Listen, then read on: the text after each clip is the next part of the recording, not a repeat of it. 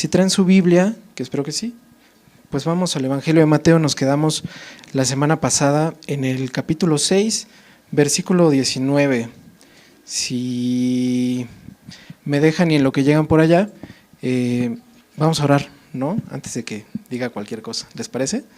Señor, muchas gracias por regalarnos esta noche, Señor, regalarnos este tiempo, poder apartarlo para venir a buscarte, Señor, para venir a encontrar quién eres tú, Señor, y qué quieres de nosotros.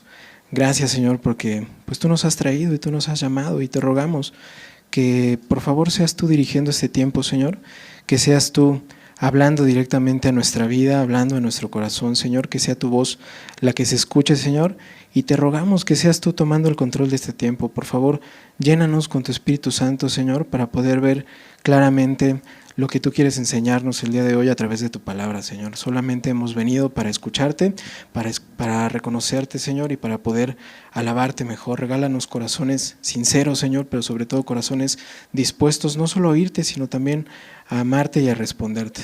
Nos ponemos en tus manos y ponemos este tiempo en tus manos, Señor Jesús. Amén. Muy bien. Ya están por allá, Mateo capítulo 6, verso 19. En lo que llegan para allá, solo déjenme dar un breve resumen de qué hemos estado viendo, ¿no? De dónde venimos, un repaso rápido. De repente, cuando estamos estudiando verso a verso, capítulo a capítulo, corremos el riesgo de empezar a olvidar lo primero que vimos, ¿no? Y dejamos de ver cuál es el propósito más grande de este texto. Cada uno de los libros que tenemos en la Biblia quiere reflejar una parte del carácter de Dios, y los evangelios no son la excepción.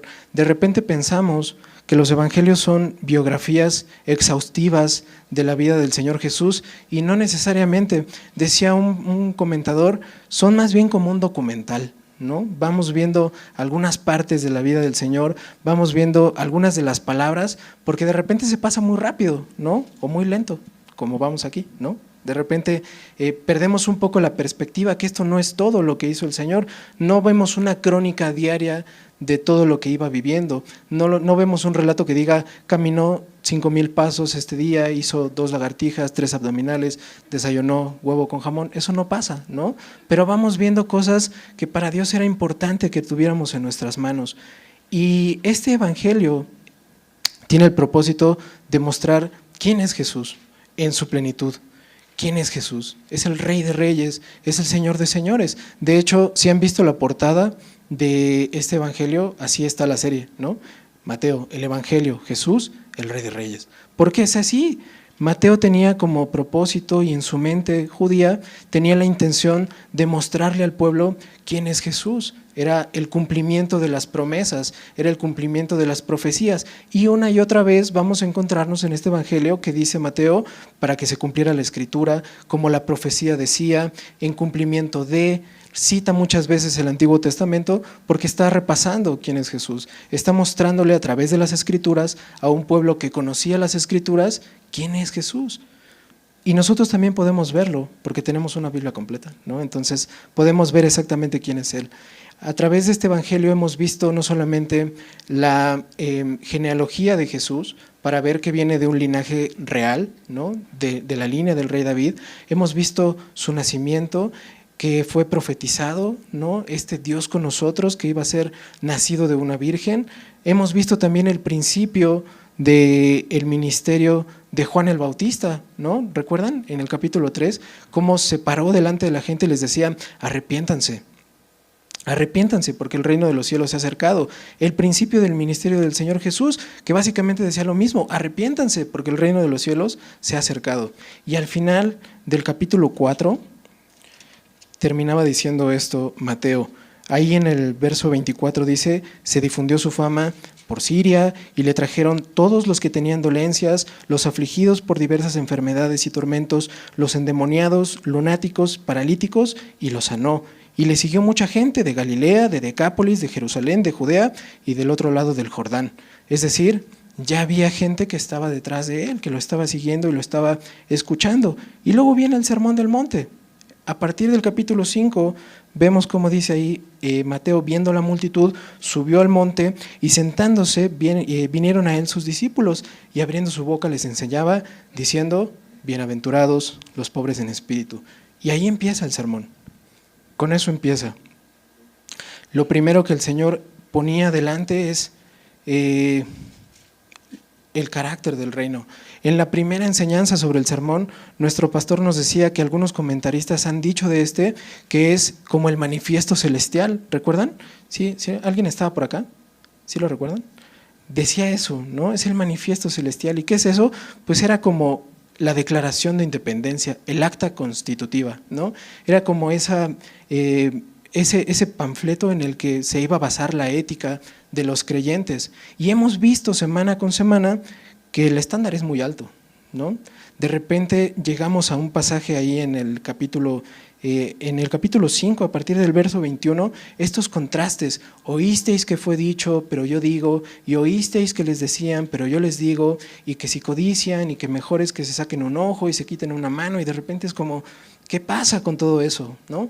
Bueno, empezamos a ver que el estándar moral, el estándar ético de Dios es altísimo, es imposible de cumplir si lo primero no ha pasado, ¿no? Lo primero que veíamos de este evangelio es que para que este gran sermón, esta gran enseñanza, este gran discurso tenga repercusiones en nuestro corazón, es que tenemos que ser lo primero que veíamos en Mateo 5:3, bienaventurados, porque nos reconocemos pobres espirituales, sabemos que necesitamos de un redentor, de un salvador. Los pobres en espíritu son aquellos, o somos aquellos, que hemos reconocido que hemos pecado contra Dios y que merecíamos el infierno, porque la paga del pecado es muerte, ¿recuerdan?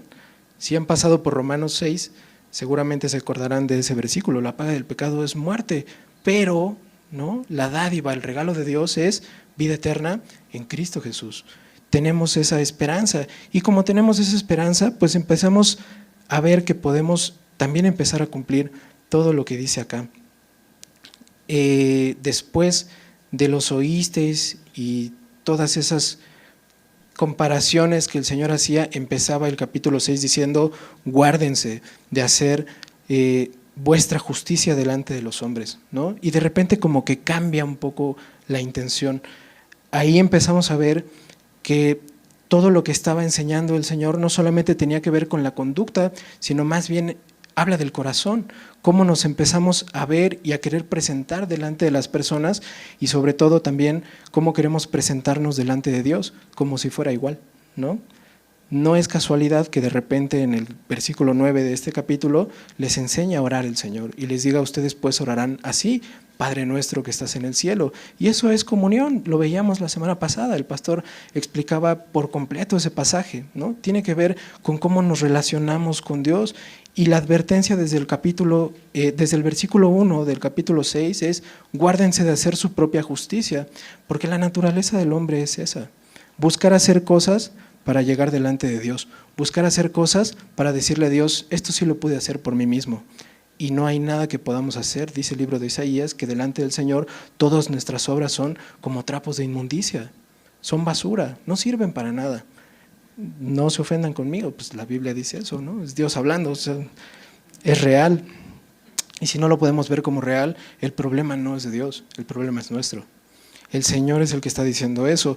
Y llegamos aquí, al verso 19, ¿no? Dice ahí el verso 19, no os hagáis tesoros en la tierra, donde la polilla y el orín corrompen y donde ladrones minan y hurtan, sino haceos tesoros en el cielo, donde ni la polilla ni el orín corrompen y donde ladrones no minan ni hurtan, porque donde esté vuestro tesoro, allí estará también vuestro corazón. Algo que suena familiar, lo leíamos el domingo, ¿no? Y me pareció un poco injusto que el pastor no lo explicara completo y dejara que llegáramos a hoy, ¿no? Pero bueno, nada, no sé. ¿Qué está diciendo?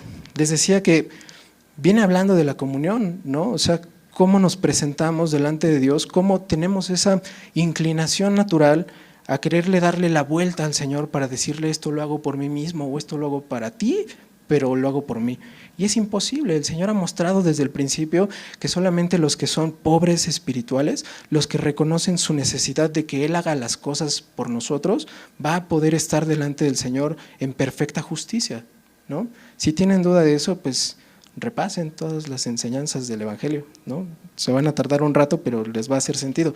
Y llegamos acá, dice Dios, no os hagáis tesoros en la tierra. El domingo veíamos un poco acerca de cómo los ricos se comportan, ¿no? Cómo los ricos tienen este llamado, y decía Santiago, ahora vamos ricos, ¿no? Los llamaba la atención para que pusieran los oídos. Aquí no le está hablando necesariamente a los ricos, le está hablando a los que leíamos al final del capítulo 4. Si no se acuerdan, lo volvemos a leer, ¿no? Los que estaban escuchando este sermón eran los que tenían dolencias, afligidos por diversas enfermedades y tormentos, endemoniados, lunáticos, paralíticos, gente de Galilea, de Decápolis, de Jerusalén, de Judea, de Toluca y amén, ¿no? Gente como nosotros, gente que podía hacer esto y escuchar esto y reconocerse e identificarse con alguno de ellos. Esto no es una advertencia solo para los que tienen dinero, es un llamado para los que estaban oyendo. Y pues no sé ustedes, pero están oyendo, ¿no? Entonces creo que el Señor quiere hablarnos a los que estamos aquí. Lo primero es que no se hagan tesoros en la tierra. Y la palabra hacerse en el griego es muy interesante porque no tiene que ver con cosas o acciones, más bien significa atesorar. La palabra es atesorar, y una traducción más literal de ese pasaje sería hasta un poco redundante, porque básicamente es no atesoren tesoros, lo cual suena raro, pero es muy cierto. La cosa es que esa palabra de atesorar tiene la implicación de que tenemos una ansia o unas ganas de amasar, de reservar, de apartar, de comprar mucho, es decir, todo lo que mis manos puedan alcanzar a agarrar, figurativa y no tan figurativamente hablando. La palabra implica que es algo que es sumamente valioso y que yo estimo de gran valor para no perderlo. Y eso lo vivimos todos. Y si ustedes dicen que no, pues tenemos un problema con la Biblia entonces, porque esto no es una posibilidad, lo está poniendo como algo que sucede, algo que es real. Dice, no atesores. Les decía que la traducción más literal podría ser esa, no atesoren tesoros en la tierra. ¿Por qué? Pues porque son tesoros corruptibles. Dice que la polilla y el orín corrompen. Eso quiere decir que los alcanza fácilmente algo que los puede destruir. Y el domingo el pastor nos explicaba, pues, ¿qué pasa con eso? ¿No? ¿Recuerdan, Santiago, cómo dice que el oro y la plata están enmohecidos, testifican en contra de ellos? Bueno, les estaba alcanzando esa podredumbre, huele mal, se acaba y aquí se queda. Sobre todo es eso. Los cristianos estamos llamados a no ansiar esas cosas, porque aquí se van a quedar. Como decía el salmista Antonio Aguilar, el día que yo me muera no voy a llevarme nada, ¿no? Pues sí, aquí se va a quedar todo. Esas son riquezas corruptibles, donde ladrones minan y hurtan, es decir, están al alcance de cualquiera y en cualquier momento se van. Yo era muy pequeño, pero lo aprendí en la escuela. En el 94, ya hace algunos años, hubo una gran devaluación que pasó de la noche a la mañana, ¿no? Y de repente los que tenían mucho se quedaron sin nada, y los que tenían poco, pues básicamente se volvieron miserables, sin nada, sin un peso. Bueno, así de volátil y así de efímero es el dinero, y es lo que el mundo anhela. Para el mundo, el poder, el estatus, el reconocimiento, la autorrealización, la felicidad, son cosas perseguibles. Y es muy interesante porque esas son cosas que el mundo sí anhela y sí busca. No solamente habla de buscar riqueza monetaria, está hablando de hacerse tesoros que sean valiosos para este mundo. Y este mundo anhela muchas cosas, principalmente el dinero. Es hasta obvio que está hablando del dinero, pero además de eso hay otras cosas que el mundo también anhela. ¿Qué pasa con el poder? No necesitas ser rico para ser poderoso. Mientras haya alguien que se someta a ti, lo vas a anhelar y puedes estar buscándolo. ¿Qué pasa con el estatus? Eso sí te lo compra el dinero, casi siempre. A veces mantienes el estatus aunque ya no tengas dinero, pero lo quieres, lo anhelas, lo buscas con todo tu corazón. Cada mañana te despiertas para buscarlo. Nuestro sistema, incluso nuestro sistema escolar está diseñado para buscar estas cosas. Tus papás o mis papás me decían, pues estudia, ve a la escuela, prepárate, ¿no? Para que salgas de pobre. No iba a salir, pero tenían una gran intención mis padres, ¿no? Pero Dios me mostró esto, eso también es perseguir riquezas terrenales, la autorrealización. De repente se puso muy de moda esta idea de la autoestima, de buscarte a ti mismo, de ser feliz, de valorarte. Pues eso también es un tesoro terrenal, es algo que se queda aquí. Delante de Dios no vales más porque tú creas que vales más, vales exactamente lo mismo. Ha probado su amor por ti y cuánto vales para Él muriendo en la cruz. No significa que valiéramos eso costamos, es diferente. Y será cosa de otra conversación y otro día le preguntan a alguien más, pero es así, ¿no? Claro que la respuesta más obvia es que la felicidad y todo lo demás se puede alcanzar a través del dinero, y si no, pues, ¿se acuerdan de el comercial de Mastercard? Para todo lo demás existe Mastercard, ¿no? Todo lo que el dinero no puede comprar. Bueno, el hombre busca todo el tiempo encontrar eso en sus manos. Hay muchas advertencias en contra, no del dinero, sino más bien del amor al dinero o de poner nuestra confianza en el dinero. Fíjense que dice Proverbios 11:4, vamos a leerlo. Vamos a andar en algunas citas, entonces prepárense para el esgrima bíblico, ¿no? Proverbios capítulo 11, verso 4. No les hubiera dicho la cita si no van a llegar antes que yo, pero ya ni modo. Dice, no aprovecharán las riquezas en el día de la ira, mas la justicia librará de la muerte. Las riquezas no aprovechan. ¿Por qué buscarlas si no aprovechan? ¿No? O sea, parece hasta absurdo, pero ahorita vamos a ver por qué pasan esas cosas, ¿no? Proverbios 23.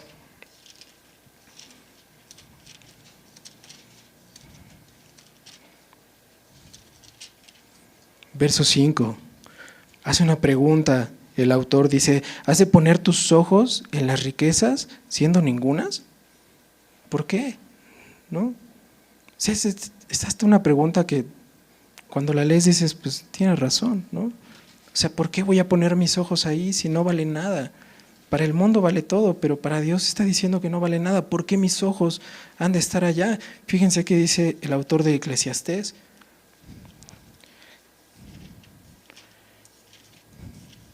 Eclesiastés capítulo 5. Ahí en el verso 10 dice que el que ama el dinero no se saciará de dinero. Y el que ama el mucho tener no sacará fruto. También esto es, ¿qué dice ahí? Vanidad. Y vanidad es vacío. No tiene valor, no tiene fondo, no tiene propósito, no tiene sentido. Pero así es el corazón del que ama el dinero, del que busca hacerse tesoros terrenales, del que busca hacerse tesoros aquí en la tierra, del que busca enriquecerse.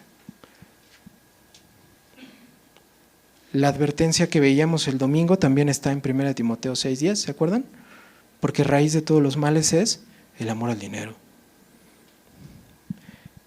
Cuando empezamos a amar el dinero, empezamos a quitar a Dios del lugar que debería de tener en nuestra vida, el centro, ¿no? Es algo muy interesante porque Dios no se mueve de su trono celestial. El Señor sigue sentado en el lugar donde ha estado siempre, desde que creó los cielos y la tierra.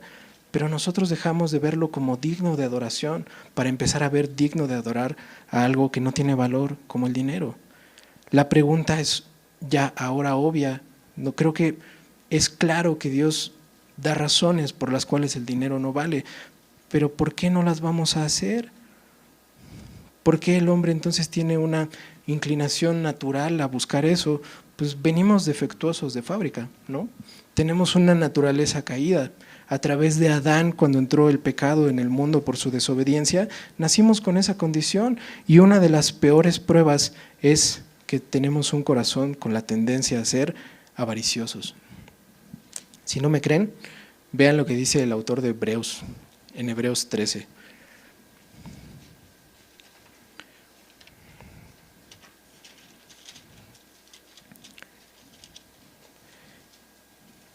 Hebreos 13:5 dice, sean vuestras costumbres sin avaricia.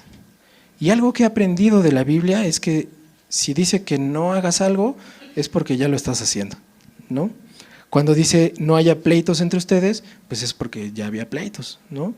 Ustedes, si son padres o son hijos, seguramente han escuchado alguna vez, no te vayas a pelear con tu hermano. Obvio, ¿no? Ya me estaba peleando con él.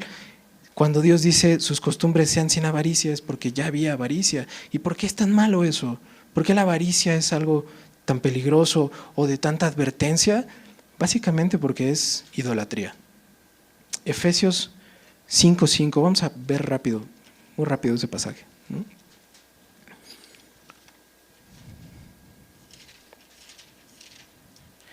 Efesios capítulo 5, versículo 5, dice Pablo, porque sabéis esto, que ningún fornicario o inmundo o avaro que es, ¿qué dice ahí? Idólatra, ¿no?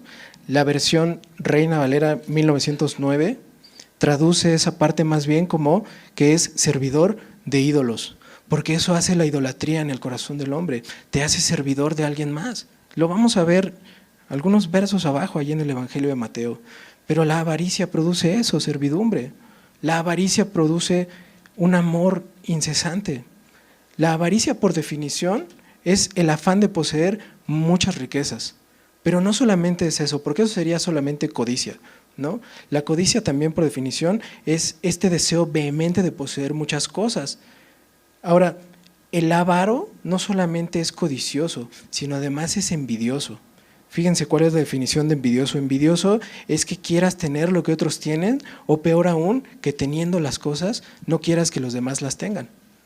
Y el avaro combina las dos. O sea, el avaro es peor que los otros, ¿no? Porque el avaro es aquel que desea poseer muchas riquezas solo por el placer de atesorarlas y sin compartirlas con otros. Qué triste, qué peligroso es que eso está en el corazón del creyente, en el corazón de la iglesia. Pero les decía, el autor de Hebreos dice, sean sus costumbres sin avaricia. Y Pablo dice, no se engañen, ningún fornicario ni avaro tendrá herencia del reino de Cristo. De nuevo, les dice eso no por si acaso alguno se colaba, sino porque ya estaban ahí. Y pues, estudiando la carta a los Efesios, me he dado cuenta que no es una iglesia muy diferente a pues, la iglesia actual, ¿no? Para no poner nombres. Pero nos parecemos. Tenemos un corazón que está inclinado a eso, tenemos un corazón que está inclinado a dejar de amar a Dios para empezar a amar cualquier cosa.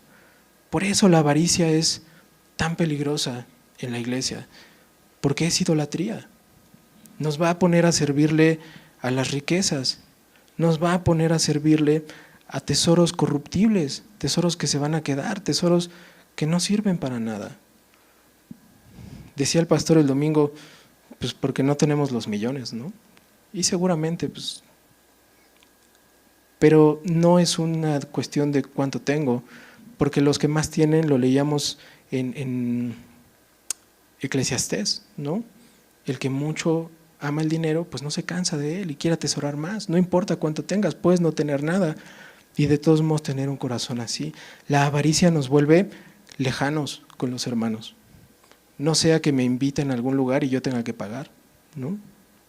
La avaricia hace que no me quiera relacionar porque no me vaya a quedar 50 pesos más pobre por pagar las cocas, ¿no? Me vuelve inútil, hace que no quiera estar al servicio de nadie porque tiempo es dinero y servir implica tiempo, entonces me está costando, ¿no? Me vuelve perverso. Hace que no vea por el bien del otro, sino solamente por mí mismo. Me vuelve insensible, porque viendo la necesidad del que está a un lado, no me conmueve. El domingo lo veíamos, ¿recuerdan? Esa advertencia que decía, o sea, a los ricos se les están pudriendo los vestidos y no se lo dan al que no tiene. Bueno, pues ¿Cómo se los van a dar si tenemos un callo en el corazón y en la conciencia? Me duele más perder mis 50 pesos que ayudarle a mi hermano que está a un lado y que tiene necesidad. Me vuelve inmisericordia. Ya no me duele lo que estoy viendo. Y qué triste que eso acabe por pasar en la iglesia. La avaricia nos hace servirnos a nosotros mismos. El llamado del Señor era servirnos los unos a los otros, ¿no? Amarnos unos a otros, servirnos unos a otros, pero el avaro empieza a decir, mejor que sirvámonos los unos de los otros, es más fácil y se siente mejor. No me implica esfuerzo y todo es ganancia para mí. No tengo que perder nada. Vivimos haciendo lo que dice 1 de Juan 2:16, que es amar el deseo de los ojos, el deseo de la carne y la vanagloria de la vida. A pesar de que un verso antes el Señor dice claramente, no amen al mundo ni las cosas que están en el mundo, pues ya no nos importa porque evidentemente Dios ya no es el centro de nuestra vida. El centro es el dinero y lo que el dinero puede hacer por mí. Estoy yo ahí compartiendo ese lugar. ¿Ven por qué es idolatría? ¿Sí? ¿Sí me explico o ya me confundí? ¿No? La avaricia hace que vivamos engañados. ¿Recuerdan que el domingo veíamos Mateo 13:22? Como el Señor Jesús, explicando la parábola del sembrador, dice que la palabra cuando cae en una tierra de espinos es aquella que los afanes de la vida y el engaño de las riquezas vuelve infructuosa la palabra de Dios. ¿Sí se acuerdan? Si no, lo leen en su casa, ¿no? Pero es así. Nos hace errar y nos hace vivir engañados de tal forma que pensamos que podemos heredar el reino de Dios. Fíjense lo que dice Pablo en 1 de Corintios. Este sí lo vamos a leer para que no lo parafrasee mal, ¿no? 1 de Corintios capítulo 6.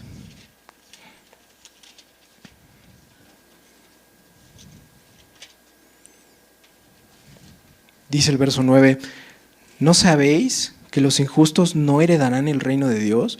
No erréis, ni los fornicarios, ni los idólatras, ni los adúlteros, ni los afeminados, ni los que se echan con varones, ni los ladrones, ni los ¿quiénes?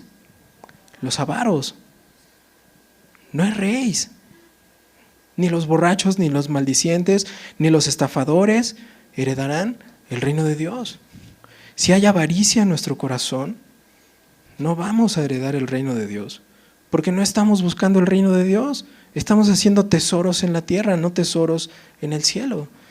Fíjense que dice el verso siguiente, dice ahí en Mateo 6:20, sino haceos tesoros en el cielo, donde ni la polilla ni el orín corrompen y donde ladrones no minan ni hurtan. Y se vuelve como obvio, ¿no? Ya la pregunta no es ¿por qué no debo hacerme tesoro en la tierra? ¿O por qué debería de hacerme tesoros en el cielo? Pues acabamos de platicar ya bastantes minutos sobre eso, ¿no? La pregunta no es por qué, sino ahora quizá la pregunta es, bueno, ¿cuáles son los tesoros celestiales? ¿Y cómo los hago? Es una pregunta genuina y ojalá pudiera darles una respuesta más profunda, ¿no? Pero bueno, vamos a dejar que el Señor nos guíe. ¿Cómo hacemos estos tesoros que son incorruptibles? ¿Cómo hacemos estos tesoros que Dios nos va a dar algún día? ¿Recuerdan lo que dice 1 de Corintios 3, 14? Vamos a leerlo muy rápido, ¿no? Y luego ya vamos más rápido. 1 de Corintios 3, 14 dice, si permaneciere la obra de alguno que sobreedificó, recibirá recompensa. Y si quieren dejen una marca ahí porque más tarde vamos a volver a este capítulo y este pasaje, pero vamos a recibirlo del Señor. Entonces, si tenemos eso, ¿qué debemos de buscar? Bueno, en lo que consiste el reino de Dios. Dice Pablo en Romanos 14, 17 que el reino de Dios no consiste en comida ni bebida, sino en justicia, paz y gozo en el Espíritu. Entonces, ¿qué debería de buscar como un tesoro celestial? Pues justicia, paz y gozo en el Espíritu, ¿no? ¿Qué es eso? Pues estúdienlo en su casa. No, no es cierto. Vamos a ver algunas cosas que van a empezar a hacer sentido buscando esa justicia, esa paz y ese gozo. Lo primero que debemos de saber para poder empezar a hacer tesoros celestiales es lo que dice Pablo ahí en 1 de Corintios 3, el pasaje donde estábamos, ¿no? Déjenme leer a partir del verso 10. Dice, conforme a la gracia de Dios que me ha sido dada, yo como perito arquitecto puse el fundamento y otro edifica encima, pero cada uno mire cómo sobreedifica. La única forma en la que podemos empezar a hacer tesoros en el cielo es estando sobre el fundamento que es Cristo. ¿Qué es eso? Pues básicamente que hayamos creído el Evangelio. ¿Y qué es eso? Bueno, que hayamos escuchado el Evangelio por completo. Somos pecadores, hemos ofendido a Dios, hemos roto su ley, le hemos figurativamente escupido al rostro al Señor, lo menospreciamos, le dimos la vuelta, le dijimos, no me interesas, es más, me voy a burlar de ti. Hasta que yo no puedo reconocer que he vivido de esa forma, no voy a poder arrepentirme. No me va a doler mi pecado y no voy a poder venir delante del Señor a pedir perdón y a recibir su perdón y a ver que por eso el Señor Jesús murió en la cruz, por mis pecados. Hasta que yo no pueda ver eso, la cruz no va a tener sentido en mi vida. No sé si se lo habían preguntado y ahorita vamos a platicar un poco de eso. Pero el ser cristiano no es dejar de hacer cosas malas para empezar a hacer solo cosas buenas. No se trata de conducta, sino más bien se trata de esperanza. Claro que se va a reflejar en mi conducta mi esperanza, pero lo primero es que yo sepa que ahora ya soy perdonado, que he sido rescatado de la paga del pecado que es la muerte. Ahora tengo esa esperanza viva porque el Señor me ha perdonado, me ha rescatado. Y hasta que yo no sepa que estoy sobre la roca y que puedo sobreedificar, no va a haber cosa alguna que haga que cuente para el reino celestial. Si no, pues cualquier filántropo tendría ya una mansión en los cielos. Pero si no ha creído, pues no tiene nada. Porque no se trata de hacer cosas buenas. Se trata de hacer cosas buenas para la gloria de Dios, no para que me aplaudan a mí. El llamado, la exhortación, pues es a eso. A que hagamos tesoros celestiales. La única forma de encontrar esos tesoros que son incorruptibles, donde no hay nadie que pueda robarlos, donde no hay nadie que pueda quitarlos, donde no hay devaluación, ni fobaproa, ni nada, pues es sabiendo que estamos en la roca, sobreedificando en Cristo y en el sacrificio. Estamos viviendo para el Señor. ¿Qué puedo hacer entonces para buscar esos tesoros? Bueno, vamos a leer algunas citas muy rápido, para no tardarnos más, ¿no? Pero Proverbios 16 es un buen comienzo.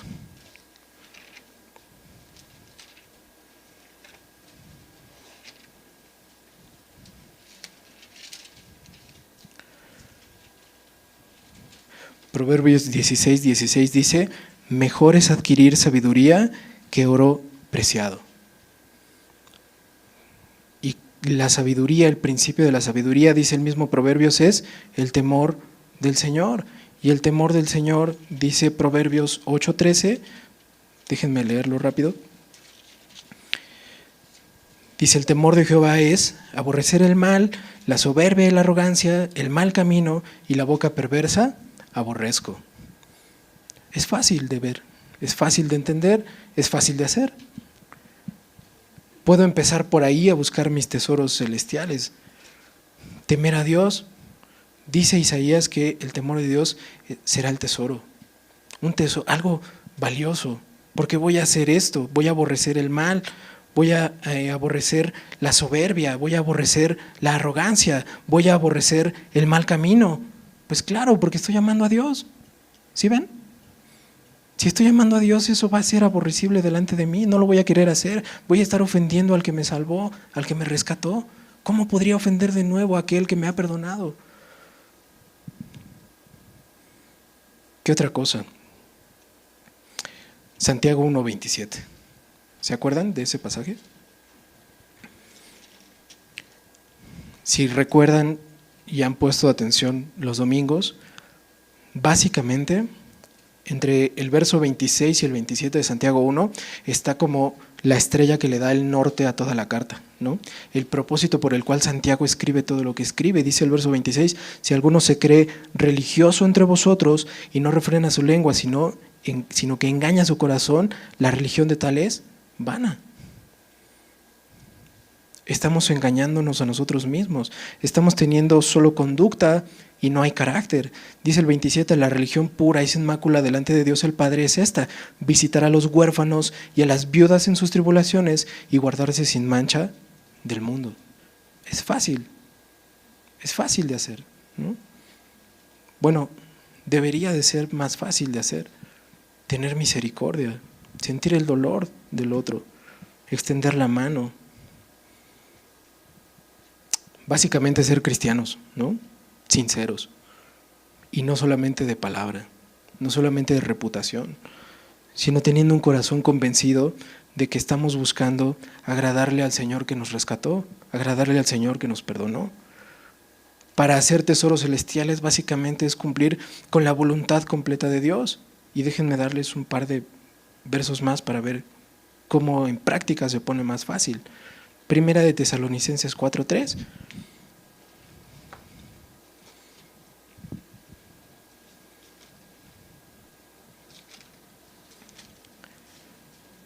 Dice ahí, pues la voluntad de Dios es vuestra santificación. Así, fácil, práctico, ¿no? La voluntad de Dios para nuestra vida es que vivamos santos, apartados para Él, que le digamos que no al pecado, que ahora que tenemos esa libertad, digamos, es tentador buscar las riquezas y la felicidad, pero yo prefiero buscarte a ti, Señor. Te amo más a ti de lo que me amo a mí mismo. Prefiero servirte a ti que servirle a mi podrido corazón. Prefiero hacer tesoros donde tú me los vas a dar que donde yo pueda ganármelos. El reconocimiento que me puedan dar aquí no alcanza para cambiar tu amor y que un día me digas, bien, buen siervo fiel, pasa, entra en el gozo de tu Señor. Y que yo solamente diga, pues siervo inútil soy, Señor, porque lo que debí de hacer, hice. ¿Sí ven?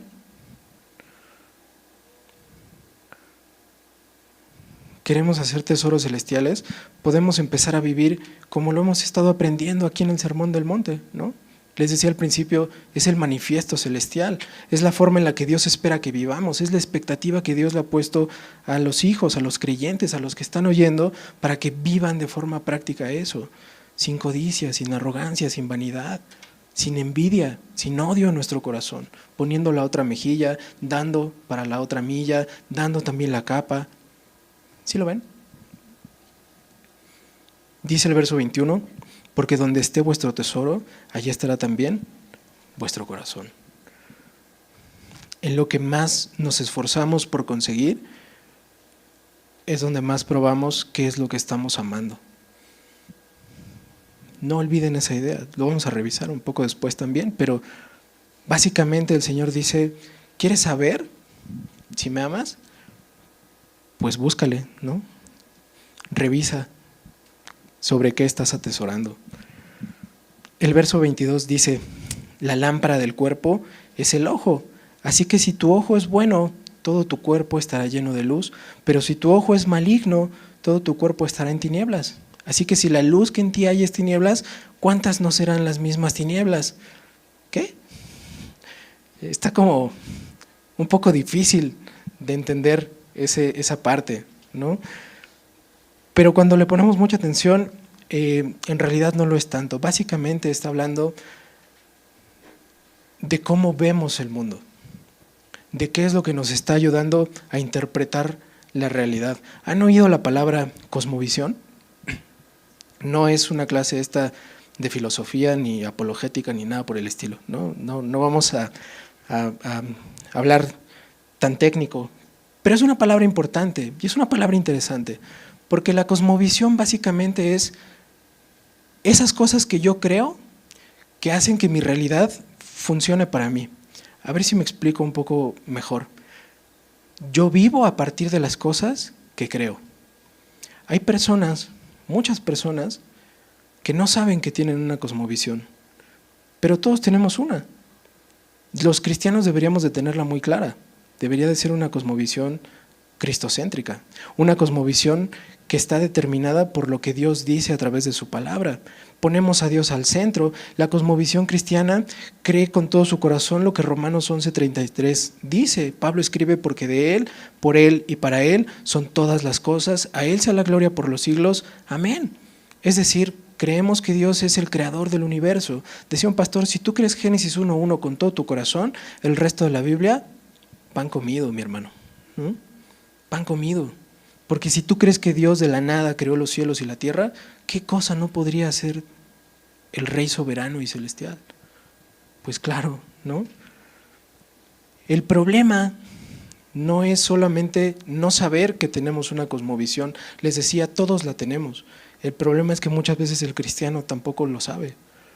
Cuando estaba en el instituto, una de las clases es la de apologética, y el pastor que nos enseñaba nos dejó una tarea que era platicar con personas sobre su cosmovisión, hacerles algunas preguntas como para intentar entender en qué creían, y era muy interesante, porque básicamente nadie se lo preguntaba.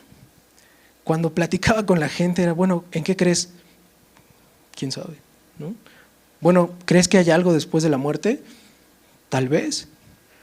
Hubo una chica que definitivamente me dijo: nada, yo no creo que haya nada, hay nada. Te mueres, se acabó la realidad. Yo creo en la evolución, creo que somos materia y demás. Pero casi todos los días leía el horóscopo. Era muy interesante porque no era congruente. Si no cree que hay nada, pues ¿para qué vivir? ¿Cuál es el propósito? ¿Cuál es el motivo? ¿Por qué tanto afán por trascender, por dejar huella, por ser bueno? No tiene sentido. El cristiano debería de tener muy claro cuál es su cosmovisión. La cosmovisión, decía un pastor, son las gafas, son los lentes a través de los cuales entendemos el mundo. Sabemos lo que es bueno, sabemos lo que es malo y lo creemos y vivimos de acuerdo a eso. La cosmovisión del cristiano debería saber que un día va a ver a su Señor porque ha sido perdonado, porque ha sido rescatado. Y si es así, entonces debería de vivir todos los días con los ojos puestos en la eternidad, buscando eso, buscando llegar, buscando hacer tesoros en el cielo. ¿Sí lo ven?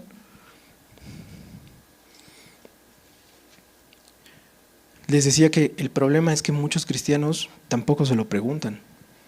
Decía un pastor: hay 3 clases de personas: los que creen, los que no creen y los más peligrosos de todos, que son los que creen que creen. Porque ellos viven completamente confundidos. Son gente que no ha creído, no ha nacido de nuevo, no ha sido renacida, pero piensan que sí.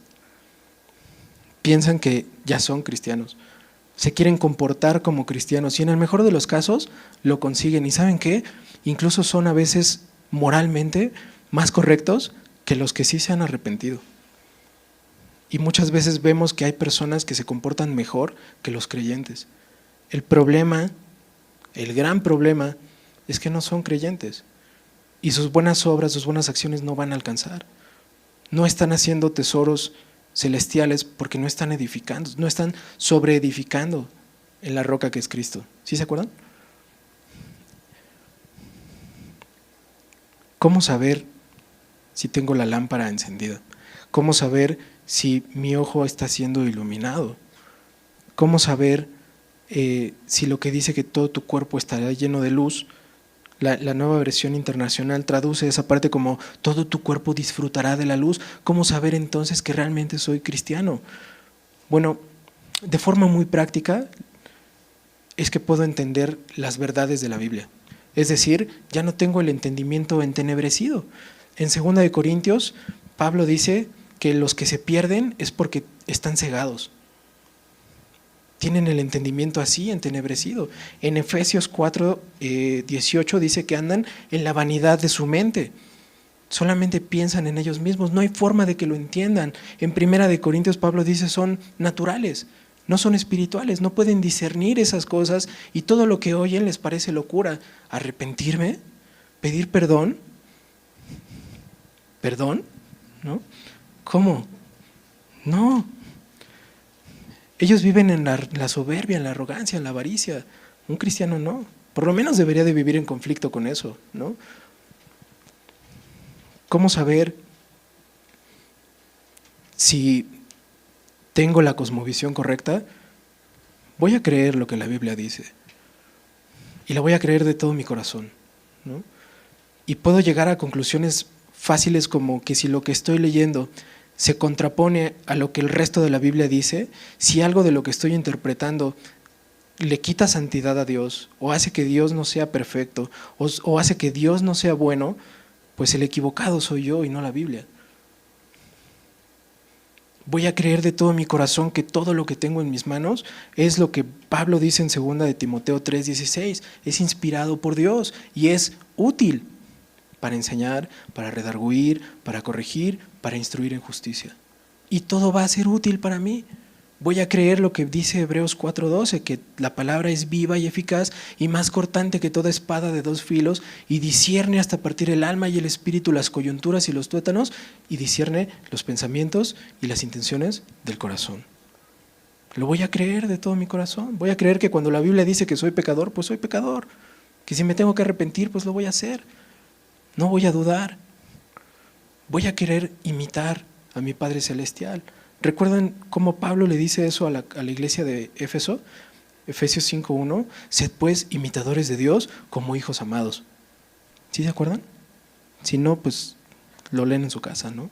Anden como hijos de luz, dice el verso 6. Voy a hacer eso.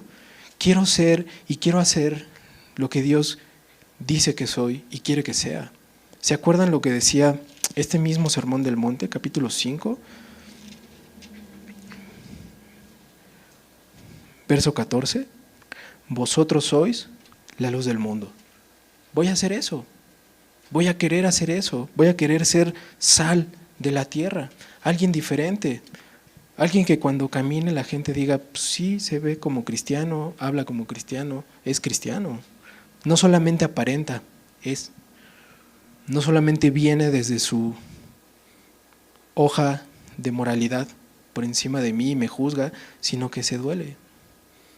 Vamos a tener esa misericordia que veíamos en Santiago 1:27, ¿se acuerdan? La religión pura y sin mácula es esta, visitar a los huérfanos y a las viudas en sus tribulaciones. Es fácil.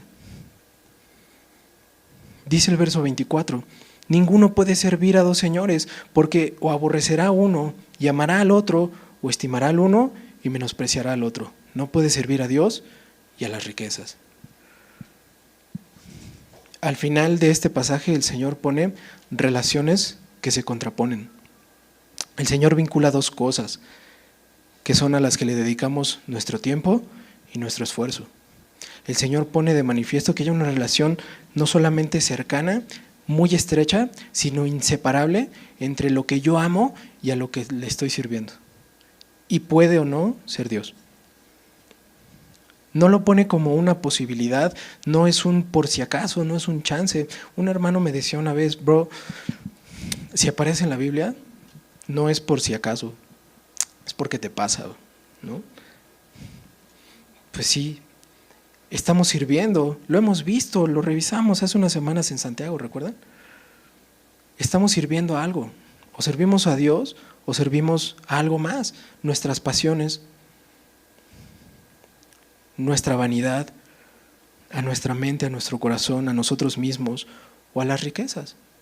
Servimos a cualquier cosa que no sea Dios, pero es una verdad. Y de nuevo, arriba decía, la lámpara del cuerpo es el ojo, ¿no? O sea, como entiendo mi vida, como entiendo la realidad, ¿es como Dios dice o es como yo quiero? Porque si es como Dios dice, entonces esto es verdad.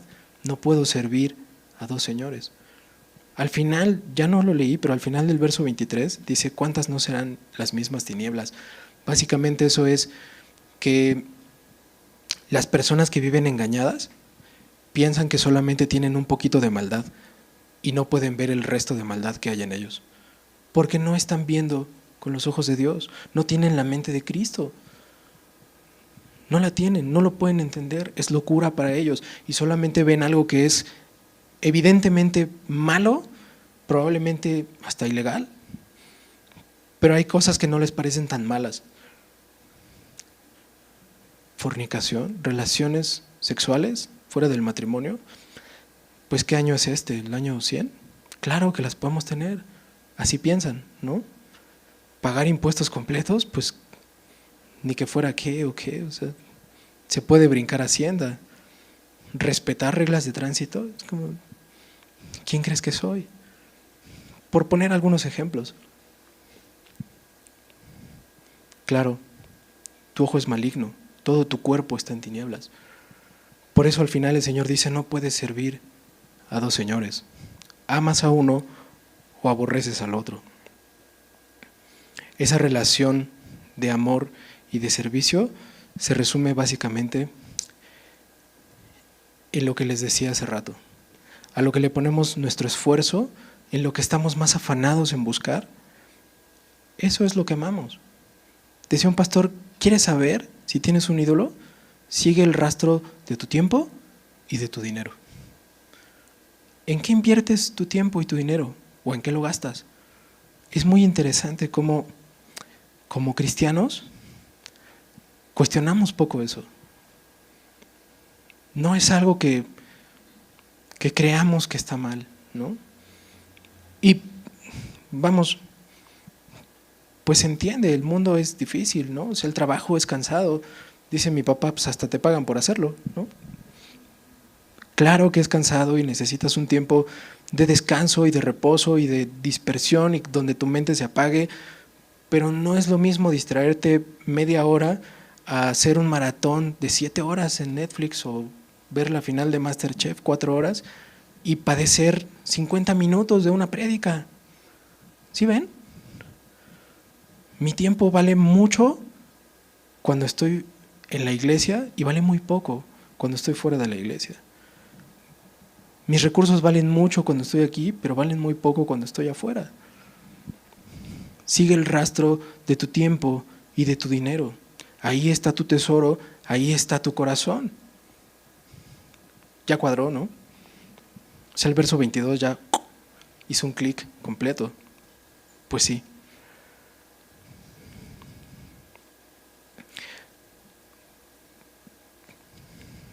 Déjenme hacer algunas preguntas ya para ir terminando, que creo que nos ayudan a poner, por lo menos en consideración, ojalá lleguemos a la práctica, pero por lo menos en consideración, ¿no? ¿Qué estoy atesorando? ¿Para dónde estoy atesorando? ¿Para el cielo o para la tierra? ¿Dónde está mi corazón? ¿A quién estoy amando? Y la última es si ya elegí seguir al Señor. No sé si son preguntas que se habían hecho alguna vez, espero que sí, ¿no? Y que la respuesta haya sido tan positiva que por eso están aquí, o tal vez tan negativa que por eso están aquí, para que el Señor nos limpie y nos hable. Pero son preguntas que deberíamos hacernos continuamente. Pablo en 2 de Corintios le dice a la iglesia, examínense a ustedes mismos. Y sobre todo, valoremos lo que tenemos. Déjenme terminar con 1 de Timoteo 6. El domingo repasábamos un poco el verso 9 y 10, ¿no? Pero déjenme leer desde el verso 6. Ahí en 1 de Timoteo 6:6, Pablo le recuerda a Timoteo esto. Timoteo, gran ganancia es la piedad acompañada de contentamiento. ¿Y qué es la piedad? Pues hacer la voluntad de Dios, conocerlo y obedecerlo. Gran ganancia, Timoteo, algo que te va a dar Dios. El tesoro celestial que buscas, que esperas, es la piedad. Obedecer al Señor que te rescató, obedecer a lo que Él te ha mandado a hacer, sea cualquier cosa que te llame a hacer. Es una gran ganancia, es algo grandemente atesorable, es algo que deberías anhelar con todo tu corazón, Timoteo. Pero no solamente eso, dice después, ¿acompañada de qué? Contentamiento. Porque la ganancia celestial, pues todavía no la tenemos, ¿no? La anhelamos, la esperamos, pero todavía no la vemos. Y mientras llegamos allá, Pablo dice, conténtate con lo que tienes. Dice el verso 7, porque nada hemos traído a este mundo y sin duda nada podremos sacar. Así que, teniendo sustento y abrigo, estemos contentos con eso. Sustento y abrigo, teniendo pan en la mesa y un lugar donde dormir dignamente, ¿qué más quieres? ¿No? Hay gente que no tiene eso. Pues no, pero hay hermanos que estrenan coche a cada rato. Pues sí, pues ten contentamiento, ¿no? O sea, el Señor tal vez quiere que le prediques al del camión o al del taxi, ¿no? Ten contentamiento. Que no te gane el corazón avaricioso, que no te gane la idolatría. Confórmate. Hay una diferencia. Cuando digo confórmate, no es busca el conformismo como el mundo lo ve, porque el mundo lo condena. ¿Lo han notado? Es que no quiere salir de pobre. Técnicamente, mis hermanos, si no son parte del 1% de la población mexicana que nació con millones de pesos de herencia, ricos no vamos a ser, ¿no? No me crean a mí, pregúntenle al INEGI, o sea, son datos, ¿no? Solamente el 1% del país es realmente rico, el resto somos pobres, algunos más que otros, con aspiración de ya no serlo. ¿Por qué tanto afán? ¿Por qué buscarlo tanto? ¿Por qué nos duele no tener? ¿Por qué no podemos tener contentamiento? Teniendo sustento y abrigo, ¿comen todos los días? ¿El Señor pone el pan diario? ¿Qué más queremos? ¿Tienen vestido? ¿Tienen zapatos? ¿Qué más necesitamos? Si el Señor nos bendice y nos da más, pues gloria a Dios, qué bueno, ¿no? Al Señor le plació, pero no debería de buscarlo. No debería de poner todo mi empeño en eso. Les decía al principio que incluso el sistema educativo de este país está diseñado para que busquemos esa movilidad, ¿no? Dejar de ser pobres. Y muchos padres con un corazón creo que muy sincero y una gran intención, pero probablemente también con mucha ignorancia, animan a sus hijos solamente a eso, pero olvidan esta parte. ¿No quieren como padres que más bien sus hijos también hagan tesoros celestiales? ¿De qué les va a servir aquí ser el más profesional del mundo si no va a conocer a Dios ni disfrutar de su presencia? Ese es el propósito por el cual fuimos creados. Dice la confesión de fe de Westminster, ¿no? El propósito del hombre de ser creado es glorificar a Dios y disfrutar de su presencia siempre. Teniendo sustento y abrigo, estemos contentos con esto. Y ahí es donde Pablo le dice, los que quieren enriquecerse caen en tentación y lazo y en muchas codicias necias y dañosas que hunden a los hombres en destrucción y perdición, porque raíz de todos los males es el amor al dinero, el cual codiciando algunos se extraviaron de la fe y fueron traspasados de muchos dolores. Es un riesgo latente, mis hermanos. Si amamos el dinero, si buscamos el dinero, podríamos caer en eso. Qué triste es cuando gente deja de estar en la iglesia porque se fue a buscar más. Es triste. Siempre es triste cuando alguien se va, ¿no? Y en los años que llevo aquí en la iglesia he visto pues a gente pasar, venir y también irse. Y siempre es triste ver o notar que alguien ya no está. Pero es más triste ver que se fue por dinero. Mucho más. Porque pues la pregunta siempre es, pues ¿no amabas a Dios? ¿No lo buscabas? ¿Qué pasó? Pero no crean que lo digo para condenarlos. Es una advertencia que Dios le hace a toda su iglesia. A veces pensamos que las exhortaciones solamente son de aquí para allá, ¿no? Pero no se crean, ya el Señor trató también de este lado. Al final de la carta, la segunda carta a los Corintios, Pablo le dice esto a la iglesia, 2 Corintios 13:5, examinaos a vosotros mismos si estáis en la fe, probaos a vosotros mismos. Es necesario que nos examinemos, es necesario que veamos a quién le estamos sirviendo, es necesario que nos preguntemos qué atesoro, qué creo, cómo vivo, si soy coherente entre lo que digo que creo y lo que estoy viviendo. Es necesario que vea a quién le estoy sirviendo. Es necesario, mis hermanos.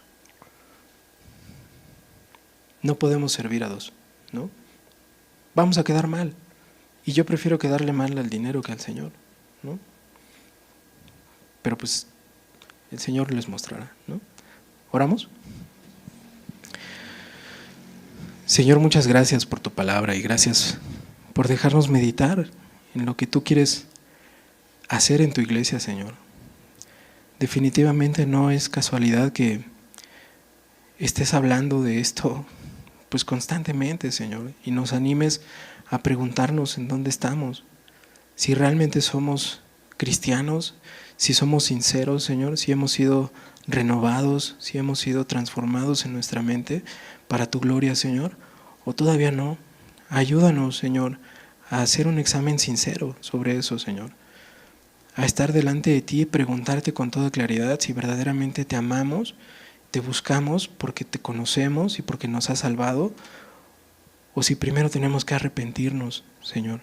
Y te rogamos eso, que si alguien aquí ha descubierto, ha notado, ha escuchado tu voz para saber que no te ha creído, que hoy pueda creer, Señor. Hoy pueda arrepentirse y pedir perdón y estar a cuentas contigo y empezar a disfrutar de tu presencia. Y Señor, para los que te hemos conocido, ayúdanos a tener un examen sincero, Señor, un examen en donde quizá podamos reprobar, pero que tengamos las ganas de hacer el examen, Señor, de venir delante de ti y ser honestos, y si es necesario pedir perdón porque no te hemos servido a ti, sino nos hemos servido a nosotros mismos. Ayúdanos, Padre, por favor. No queremos fallarte y no queremos un día no recibir de tu mano recompensa, Señor. Queremos vivir para tu gloria. Gracias por dejarnos meditar en tu palabra y gracias por este tiempo. En tu nombre oramos, Señor Jesús. Amén.